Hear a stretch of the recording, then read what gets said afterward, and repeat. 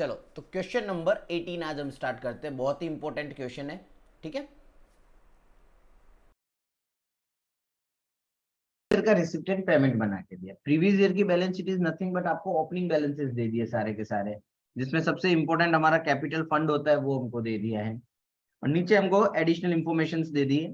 चलो, opening balance sheet, recipient payment and additional information तीनों का साथ में यूज करेंगे। सबसे पहला दिया है subscription outstanding for the current year 3200। मुझे चेक करके बताओ कितना लिखना है मुझे इनकम एंड एक्सपेंस में।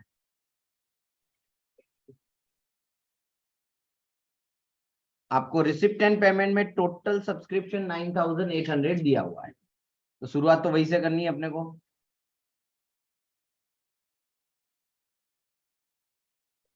चलो फिर क्या करेंगे, जो पहले अपने को एडजस्टमेंट में दिया है वो करंट ईयर का आउटस्टैंडिंग हुआ, करंट ईयर का आउटस्टैंडिंग प्लस करेंगे, तो ये 3200 तो मैं इसमें प्लस कर देता हूँ। और इसकी दूसरी इफेक्ट बैलेंस शीट में हम असेट साइड लिख ही लेते हैं, आउटस्टैंडिंग सब्सक्रिप्शन 3200। क्लियर? अब बताओ क्या करना है। तो क्या दिया बैलेंस शीट में? नहीं, आपको उसके टेबल में भी तो दिया है। पहले ये टेबल वाला जैसे हम रेगुलर करते वैसे कर देते। ये मेरा प्री रिसीव्ड हुआ, 1516 is my pre received, this is my outstanding of previous year. तो चलो पहले ये दोनों ही माइनस होते हैं, दोनों को माइनस कर देते हैं। प्री रिसीव्ड कितना है current year? 1516 receipt and payment में, और आउटस्टैंडिंग प्रीवियस ईयर। चलो ये लिख लिया। अब बताओ क्या करेंगे। तीन इंफॉर्मेशन तो आ गई इसकी अपना। फिर ऊपर आप देखोगे तो बैलेंस शीट में भी आउटस्टैंडिंग है और बैलेंस शीट में भी एडवांस है, और ये दोनों ही प्रीवियस ईयर के हुए। और अभी जो हमने लिखा है उसमें क्या बाकी था? Prepaid pre received previous year बाकी है, वो हमारे पास अवेलेबल है 2400। चलो पहले उसको तो लिख लेते हैं, वो सही होने वाला ही है। 2400 यहाँ पे ये ऐड हो जाएगा। अब क्वेश्चन अराइज होता है कि भाई ये जो आउटस्टैंडिंग पड़ा था कहाँ गया, ये 1520, अब इसका क्या करेंगे। हमने तो पिछले साल का आउटस्टैंडिंग 800 रुपये ऑलरेडी लिख लिए। 1520 बता रहा है यहाँ पे वो लोग बोल रहे हैं 800। करूँ क्या मैंने 800 लिख लिया, जो नॉर्मली हमारा पैटर्न है लिखने का उसके हिसाब से हमने लिख लिया। ना ना ना ना ना, ऐसा कहाँ मेंशन किया कि वो 12-13 का है। नहीं, वो पिछले साल की बैलेंस शीट है ना, तो वो तो 13-14 हुआ ना। वो भी अगले साल खींचे का तो अपने करंट ईयर में भी आउटस्टैंडिंग ही रहेगा। कितना रहेगा? 1520 रुपए बाकी थे। Out of that 800 rupees is received, वो हमको रिसिप्ट एंड पेमेंट अकाउंट से पता चल गया। मतलब 720 रुपीज अभी भी मिलना। नॉर्मल अजम्पशन क्या होता है कि लास्ट ईयर का आउटस्टैंडिंग होता है वो करंट ईयर में रियलाइज हो जाता है, इसलिए अभी तक कोई क्वेश्चन में ऐसी इंफॉर्मेशन हमको नहीं दी हुई थी। हम नॉर्मली प्रीवियस ईयर का जो होता है वो हम माइनस कर देते हैं, ठीक है। बट यहाँ पे उन्होंने क्या कर दिया, बोले प्रीवियस ईयर में आपका आउटस्टैंडिंग 1520 था, उसमें से आपको रियलाइज सिर्फ 800 हुआ, मतलब 720 अभी भी मिलना बाकी है। तो प्रीवियस ईयर का आउटस्टैंडिंग भी करंट ईयर की बैलेंस शीट में आ सकता है। नॉर्मल सिनेरियो में नहीं आता, कुछ ऐसी सिचुएशन हो कि कोई पेमेंट नहीं आ रहा तो वो कंटिन्यूसली आउटस्टैंडिंग रहेगा। पूरी अमाउंट नहीं थी, आधी अमाउंट जो है या जो भी बची हुई अमाउंट है वो आउटस्टैंडिंग रहेगी। ये समझ में आया? 720 क्लियर? तो ये 720 डायरेक्टली हमको बैलेंस शीट में लायबिलिटी साइड ही लिखना है, उसको इनकम एक्सपेंडिचर में कहीं पे भी बताने की जरूरत नहीं है। तो इनकम एक्सपेंडिचर में ये जो भी हमने लिखा है उसका टोटल कर दो पहले। 9800 प्लस 800 माइनस 3200 माइनस 600 2400।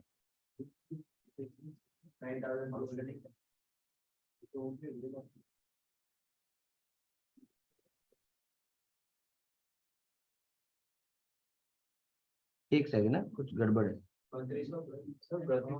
वो उल्टा पुल्टा लिख लिया।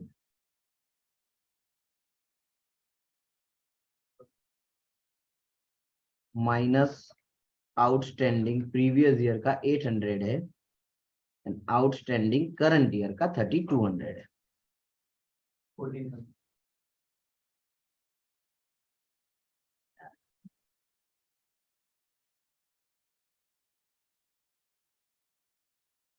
अब बराबर ना, कितना आया? 14,000। क्लियर। अब इसमें से जो करंट ईयर है उसको हम बैलेंस शीट में लिखेंगे। करंट ईयर का आउटस्टैंडिंग 3200 जो हमने ऑलरेडी लिख लिया है, बट अब इसके अंदर पिछले साल का 720 और ऐड हो जाएगा, तो टोटल हो जाएगा हमारा 3920।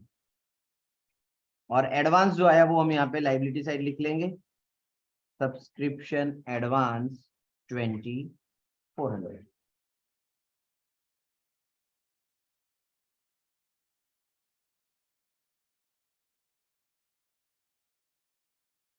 Clear?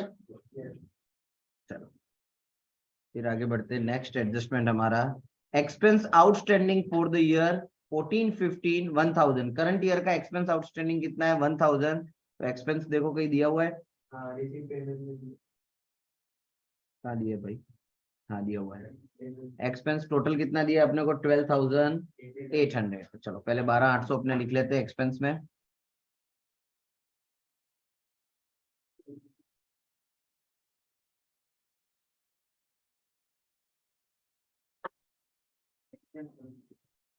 Outstanding previous year, prepaid current year, outstanding current year, इसमें भी ये तीनों इंफॉर्मेशन आ जाएगी। चलो क्या क्या दिया है देख लेते हैं अपने। ये 4800 जो है ये आपके प्रीवियस ईयर का आउटस्टैंडिंग हुआ, तो 4800 हम यहाँ पे प्लस कर देंगे, सॉरी माइनस कर देंगे। प्रीपेड हमको दिया नहीं है, बट एडजस्टमेंट में कुछ उन्होंने और भी बोला था। करंट ईयर का आउटस्टैंडिंग 1000, ये प्लस कर देंगे अपने। तो 12,800 माइनस 4800 प्लस 1000, टोटल अमाउंट आ गई हमारी 9000। और ये जो सिर्फ करंट ईयर का है हमारा, वो अपने लिख लेते हैं पहले बैलेंस शीट में, लाइबिलिटी साइड कितना है? 1000। अच्छा उसमें भी ओपनिंग बैलेंस शीट में देख लो कहीं पे कुछ था तो नहीं है ना? अनपेड एक्सपेंस 5600 का आउटस्टैंडिंग एक्सपेंस उसमें भी चल रहा है। देखो सेम लॉजिक अब यहाँ पे 5600 में से आपको 4800 रिसीव हो गया, स्टिल आउटस्टैंडिंग अमाउंट कितनी हो गई? 800। जैसे वहां पे 720 आया था, सेम लॉजिक के साथ यहाँ पे अभी भी 800 रुपए आउटस्टैंडिंग रहेंगे। तो वो 800 रुपए डायरेक्टली कहाँ लिखेंगे हम? बैलेंस शीट में लाइबिलिटी साइड। ये जो 1000 है उसमें ही ऐड कर देंगे अपने। 1000 करंट ईयर का आउटस्टैंडिंग, 800 प्रीवियस ईयर का कंटिन्यू, टोटल आउटस्टैंडिंग 1800। तो पड़ी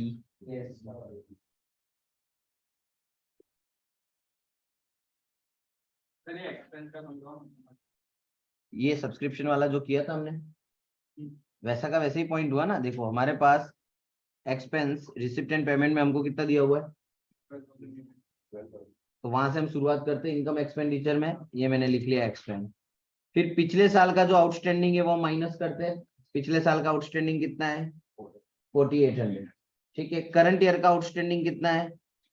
1000, वो हमने प्लस कर दिया। सो यहाँ पे हमारे पास आउटर कॉलम में अमाउंट कितनी आ गई? 9000। अब पिछले साल की बैलेंस शीट में आउटस्टैंडिंग कितना दिखाई दे रहा है? 5600 ऊपर वाली बैलेंस शीट में ये। और उसमें से मुझे पिछले साल में से रिसीव कितना हुआ? खाली 4800, मतलब अभी भी 800 रुपए मिलने बाकी है। तो ये करंट ईयर में भी क्या रहेगा? आउटस्टैंडिंग ही रहेगा।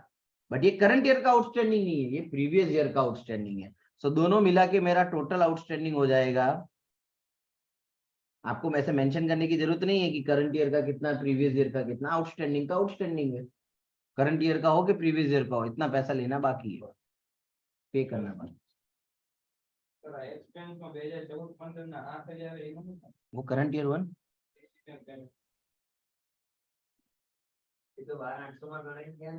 ये तो आ गया 12,800 के अंदर।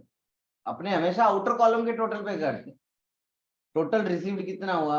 12,800। उस रिसीव के अंदर प्रीवियस ईयर का आउटस्टैंडिंग भी इंक्लूडेड था और करंट ईयर का भी इंक्लूडेड था। अगर आप 8,000 पे गिनोगे ना तो फिर आउटस्टैंडिंग प्रीपेड वाला फंडा निकल जाएगा, फिर वो डायरेक्ट इफेक्ट हो जाएगी, पर उसकी दूसरी इफेक्ट बैलेंस शीट में देनी पड़ेगी आपको, पर वो क्लिक नहीं होगा आपको, आपको तो यही लगेगा है ही नहीं इसके अंदर। इसलिए अपने को वो पुराना वाला ही फंडा वापरना है भाई, पिछले साल का हम माइनस करेंगे, करंट ईयर का आउटस्टैंडिंग प्लस करेंगे, इसलिए आउटर कॉलम वाली अमाउंट पे कैलकुलेशन करो। क्लियर?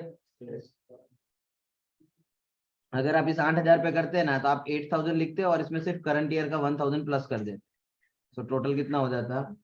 ये 4,800 आपको बताने की जरूरत ही नहीं पड़ती, तो बड़ी डायरेक्टली हो जाता है। लेकिन फिर डायरेक्ट में लोचा पड़ सकता है, क्योंकि अगर यहाँ पे प्रीपेड होता 15-16 का तो फिर उसकी दूसरी इफेक्ट तो बैलेंस शीट में देनी पड़ती है आपको, वो रह जाती है आपकी। तो पड़ी, चलो कहाँ तक थे अपने? अनपेड एक्सपेंस उड़ गया, सैलरी सब आउटस्टैंडिंग ही है इसमें, 2,000 चेक करते, सैलरी है भाई, सैलरी है ही नहीं, नहीं है मतलब इस साल में ही सिर्फ बाकी था, मतलब सिर्फ, अच्छा तो इसमें टोटल सैलरी कितनी हुई? 2,000 बाकी है, तो टोटल सैलरी कितनी पे हुई? 2,000 ही टोटल सैलरी है, और पूरी की पूरी पे करना बाकी है। अगर उसमें से कुछ पे किया होता तो पेमेंट में मेंशन होता है। चलो तो सैलरी आउटस्टैंडिंग सीधा एक्सपेंस में लिख लेते हैं, आउटस्टैंडिंग सैलरी 2,000 बैलेंस शीट में लाइबिलिटी साइड,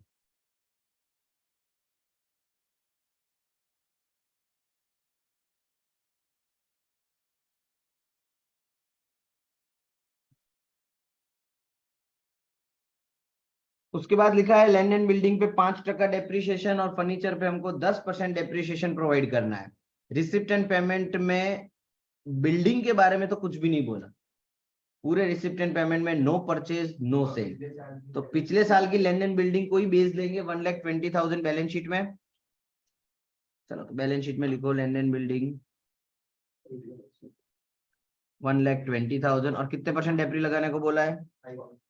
तो minus depreciation 5%, it will become 6,000, 1,20,000 minus 6,000 1,14,000, और 6,000 की दूसरी इफेक्ट एक्सपेंस में debit side depreciation on land and building,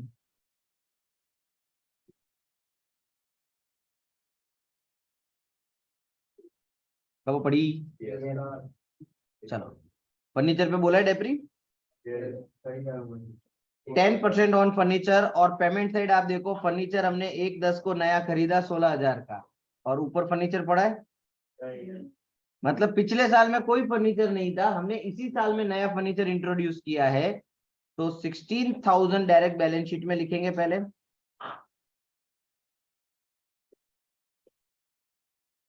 और उस पे हम डेप्रिसिएशन लगाएंगे ओनली फॉर द 6 मंथ। कितने परसेंटेज पे? 10। तो 6/12 टोटल डेप्रिसिएशन ऑन फर्नीचर 800, तो बाहर आ जाएगा, सॉरी,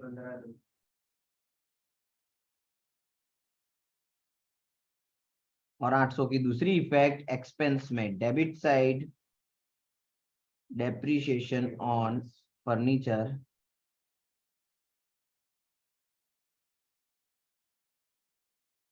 चलो फर्नीचर वाला पॉइंट भी खत्म।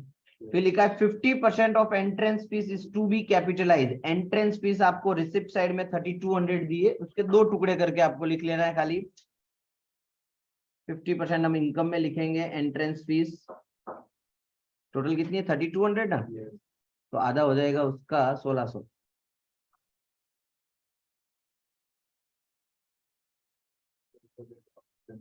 और बाकी का 1,600 कहाँ लिखेंगे? बैलेंस शीट में लाइबिलिटी साइड एंट्रेंस फीस 1,600, कुछ भी ना बोला हो तो हम कहाँ लिखते हैं? इनकम में। लॉकर रेंट आउटस्टैंडिंग, एक और आउटस्टैंडिंग, कमी आउटस्टैंडिंग होगी 360 रुपीज करंट ईयर में लॉकर रेंट का बाकी है। लॉकर रेंट हमारी इनकम होती है, तो पहले उसको इनकम में लिख लेते हैं 2,800,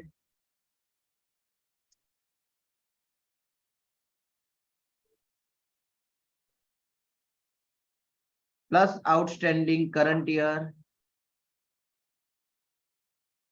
360। अच्छा पुरानी बैलेंस शीट में भी देख लो, हाँ तो वो भी उतना ही इम्पोर्टेंट हो जाता है कुछ। पिछले साल का बाकी कितना है 960। तो चलो 960 हम क्या कर देंगे माइनस आउटस्टैंडिंग प्रीवियस ईयर। चलो तो कितना बचेगा 2200। 600 सीधा माइनस ही करना है तो बड़ी। अच्छा यहाँ पे ये 960 मैंने डायरेक्टली पुरानी बैलेंस शीट से उठा के लिखा। एक्सपेंस और सब्सक्रिप्शन में ऐसा नहीं किया हमने, क्यों? उसमें ऐसा किया था अगले साल का कितना और पिछले साल का। क्योंकि उसके अंदर बाइफर्केशन अवेलेबल था कि पिछले साल के आउटस्टैंडिंग में से रिसीव्ड कितना हो गया, तो हमने रिसीव्ड वाली अमाउंट लिखी थी। यहाँ पे कुछ भी नहीं दिया तो वी अज्यूम पूरा का पूरा रिसीव्ड है। वी अज्यूम पूरा का पूरा क्या है रिसीव्ड है, इसलिए इसका आउटस्टैंडिंग बचेगा भी नहीं। जैसे उन दोनों में बचा था ना, जैसे इसके अंदर 800 रुपए बचे थे और उसके अंदर 720 बचे थे, इसके अंदर कुछ भी नहीं बचेगा। 960 बाकी था, 960 रिसीव हो गया, नो आउटस्टैंडिंग। ठीक है, चलो अब इसकी इफेक्ट करंट ईयर वाले लॉकर रेंट की asset side. Outstanding locker rent 360।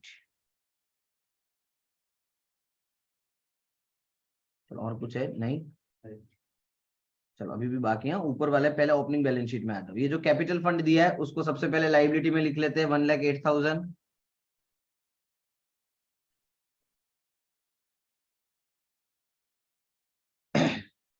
फिर अच्छा अब इसका बताओ मुझे क्या करेंगे। Excess of income over expenditure 20,000 और फिर और भी दिया है 6,480 भी दिया हुआ है आपको। नीचे देखो वापस,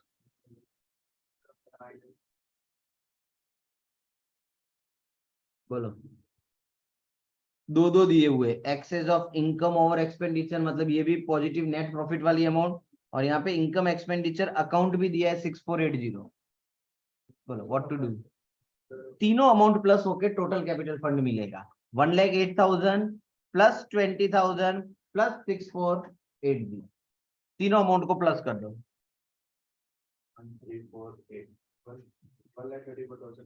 1,34,480। क्योंकि नॉर्मली हम कैपिटल फंड में इन सारी चीजों को प्लस कर देते हैं, इन बेवकूफों ने प्लस किया ही नहीं, सेपरेट लिख के रख दिया ताकि हम कंफ्यूज हो जाए। बट हमको इन तीनों को क्या कर देना है प्लस कर देना। ऐसा कभी भी कंफ्यूजन हो ना कि अब करना क्या है, इसका आपको पता नहीं चल रहा है प्लस करना है, इसको एज इट इज है ना बैलेंस शीट में लाइबिलिटी साइड लिख लेना। आपकी बैलेंस शीट टैली हाँ।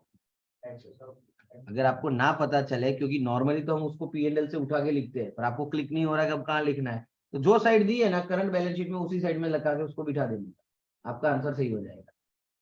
क्लियर? क्योंकि आप प्लस करोगे सेपरेटली लिखो, बात तो वही हुई। चलो तीनों का टोटल 13। चलो ये सब हो गया। 6% लोन 20,000 बैलेंस शीट में लाइबिलिटी साइड लिखेंगे 6% बैंक लोन। उसका कोई इंटरेस्ट दिया है रिसिप्ट एंड पेमेंट में? क्या नहीं दिया है भाई। जो payment side interest on loan 600, तो 20,000 का 6% करो 1200, जिसमें से अभी तक हमको मिला कितना है अगेन आउटस्टैंडिंग। चलो पहले तो उसको एक्सपेंस में लिखते हैं। Interest on loan 600 plus outstanding 600, total amount 1200।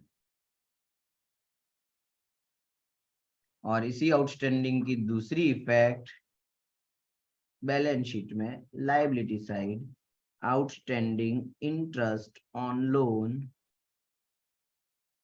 600 को पड़ी। चलो ये भी खत्म। अब आते हैं asset side. Land and building लिख लिया। कैश बैलेंस की हमको कोई जरूरत नहीं है। सब्सक्रिप्शन लॉकर रेंट हमने ऑलरेडी लिख लिया। नाउ रिसिप्ट एंड पेमेंट में एक रिफ्रेशमेंट की इनकम लिखना बाकी है 16,000। चलो उसको इनकम साइड डाल देते हैं।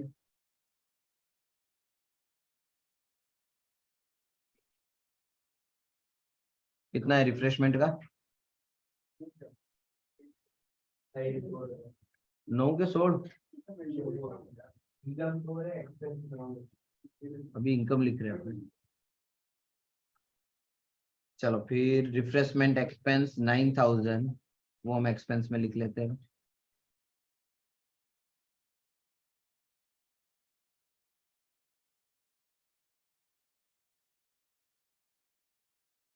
Closing balance of receipt and payment वो हमारा क्लोजिंग कैश एंड बैंक बन जाएगा 33,000। चलो ये भी लिख लिया। कुछ बाकी नहीं? देखो ना, एक टिक मार्क मारने की आदत रखने की हमेशा। काय का ऑडिट?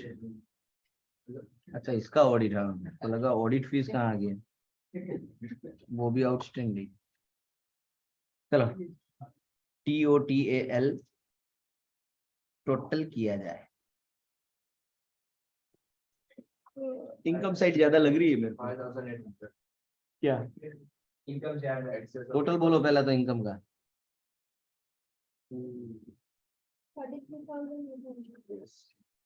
33,000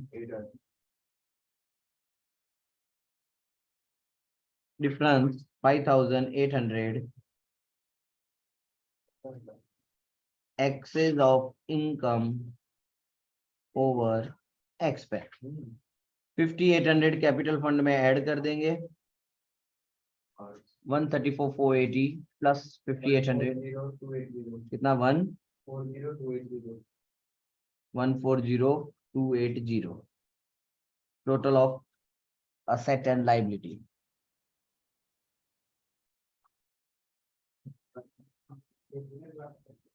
कितना 168,680 दोनों तरफ आ रहा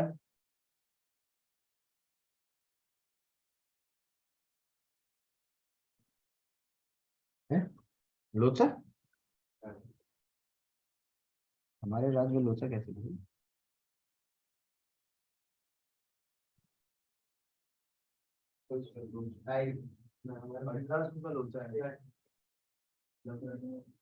लिखना रह गया 1800 लिखा है आउटस्टैंडिंग एक्सपेंस अपन ने।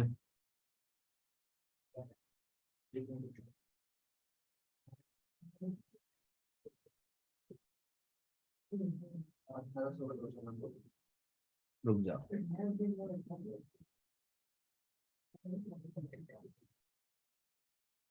चलो मिल गया लोचा। सब्सक्रिप्शन करंट ईयर का 600 है। हमने शायद कुछ गलत लिखा है, हमने 2400 लिखा है, हो गया ना।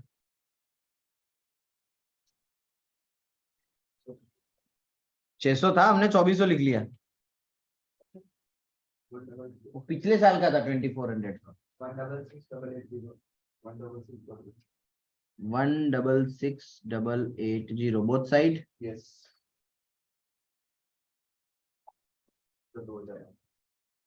वो ऑनलाइन वालों ने जवाब दिए, सही जवाब।